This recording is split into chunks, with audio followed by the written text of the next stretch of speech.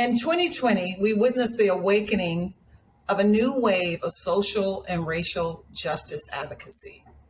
How are you embracing this movement as a leader of color?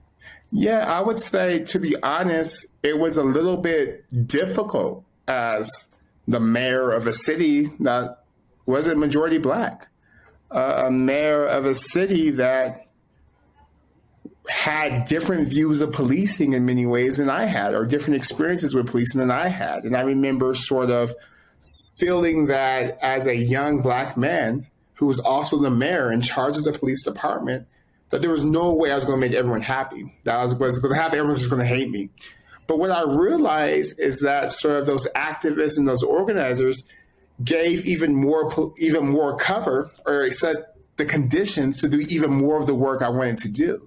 So because of Black Lives Matter, we were able to start a Juneteenth fund and have a fund dedicated specifically to Black entrepreneurs in the city of Stockton, which sounds basic, but so much had been extracted from Black folks, but nothing had been really done explicitly for Black folks. And every time you did something like that, people would call it reverse racism, or people would say you were racist, particularly as a Black person leading that charge, and the first Black mayor at that. So I was thankful for that. And I think it also forced us to accelerate the timeline of reforms. We had already been talking about sort of civilian oversight of the police department, but the protests gave us the ability to move faster.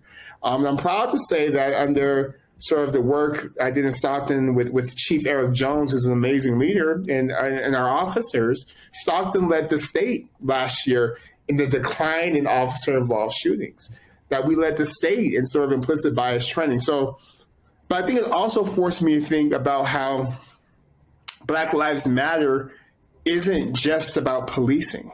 It's about policing being a symptom, of all the ways Black folk and other folks, but Black folk are marginalized, excluded, and preyed upon in our society, whether it's from discriminatory lending practices from banks, whether it's from redlining of our homes, whether it's for being overly disciplined in schools, the list goes on. So I think it really helped me be very holistic and also talk about the economic justice aspect of this, that if you live in a more affluent community, chances are you'll have less of an encounter with police because there's less police in your community, et cetera.